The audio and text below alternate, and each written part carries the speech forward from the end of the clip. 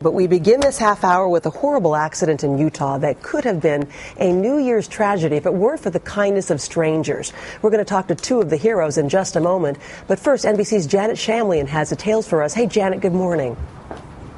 And good morning to you. This was a terrible accident here on New Year's Eve in Utah that could have easily ended in the deaths of 3 small children had it not been for a small team of strangers.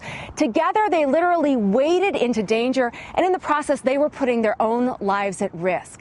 At the time, even they thought that these kids might not make it, and yet they fought for those children's lives, and they won. The icy Logan River on New Year's Eve was well on its way to becoming a frigid liquid tomb to 3 young children after the car they were riding in skidded off the road, slid 10 feet down an embankment, and landed upside down in the bitterly cold water. The first thought was, so this is how it ends, which was kind of, not a good thought. This very easily could have been a funeral for 4 of us. Roger Anderson was able to free himself from his Honda Accord, but the children, his 4-year-old son Baylor, 9-year-old daughter Mia, and her friend, 9-year-old Kenya Wildman, were trapped inside. It was a moment when seconds would make the difference between life and death. I was gone in a second. I was completely off the road and then sliding down the embankment. Within a second, the entire cabin of the vehicle was full of water. And just as quickly, Anderson says, help appeared, seemingly out of nowhere. These people that were there at the scene, without hesitation, they just did what they had to do. And that, for our family, made all the difference. His own 2 children were by now floating lifeless in the river water that was filling the car, little Baylor still strapped into his child's seat. Kenya had found an air pocket, but she couldn't get out of her seatbelt. The men tried opening the car windows or another door, but the water was rising and nothing would move. Then one of them, Chris Wilden, pulled out his handgun and shot out a window. The group of strangers turned rescuers quickly pulled the kids from the car, passing them up the icy riverbank, where others performed life-saving CPR. Almost against the odds, all 3 children would live to see the new year. It was greater than just the physical hands and the hearts, but there was something more divine that went on that day. 2 families and 3 children who are doing just fine today, thanks to a random act of kindness and courage. I love them. I will be forever grateful. They are my heroes in every sense of the word, really. They are the reason I have my children. The children are doing great. They were released from the hospital early Monday. They spent the rest of the day enjoying what was their last day of holiday vacation. In fact, one family member said that they are more traumatized by the fact they have to go back to school today than anything that happened on the river on New Year's Eve. And back to you. Janet Shamlian, thank you. 2 of those heroic rescuers are now joining us, Chris and Bruce Wilden. Good morning to both of you. Good morning. Good morning. Chris, you were first on the scene. Can you explain how not 1, not 4, not 6, but at least 8 people voluntarily ran down that embankment to help rescue these kids, knowing the risks?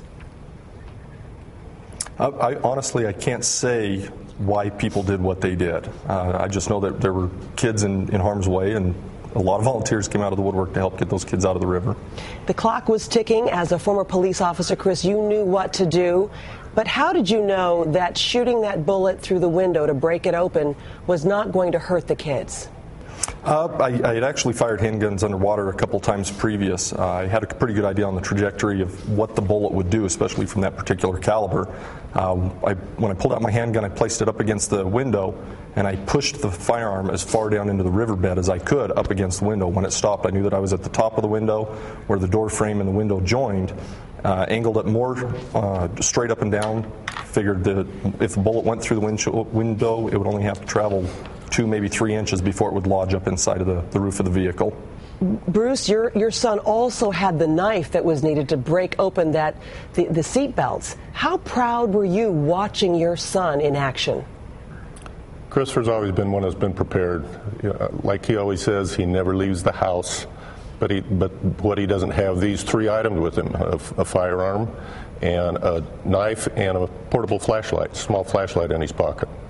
Meantime, you both saw 2 of the children brought out lifeless, and this could have gone so much a different way. So how was it hard not to be emotional when you realized that those 2 children would survive? I think at first when I noticed the little girl, honestly, I thought she was a doll floating upside down. After that, realize that there's other lives in there. You need to just press on, get as many people out as you can.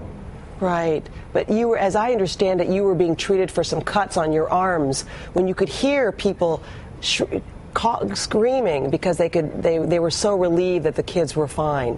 Were you emotional at that point?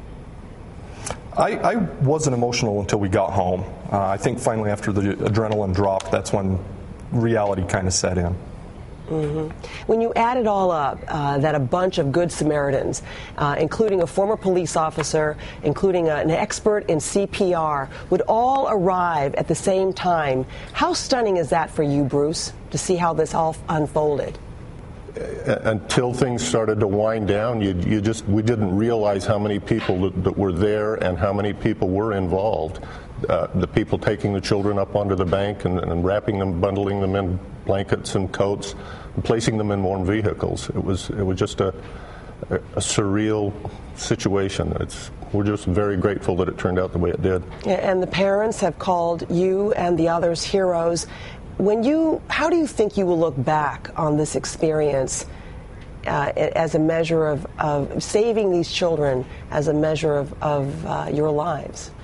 I'm just glad that the kids are okay. How is it going to affect our lives down the road? I don't know. I was happy to receive a phone call from one of the parents yesterday. Just very grateful that we managed to get one of his children out of the vehicle. So I'm just glad that everybody's okay and the kids were released yesterday. Well, we're really glad for people like you, Chris and Bruce Wilden. Thank you so much for what you've done, but also for joining us this morning, and our best to you. Thank you. Happy to be here.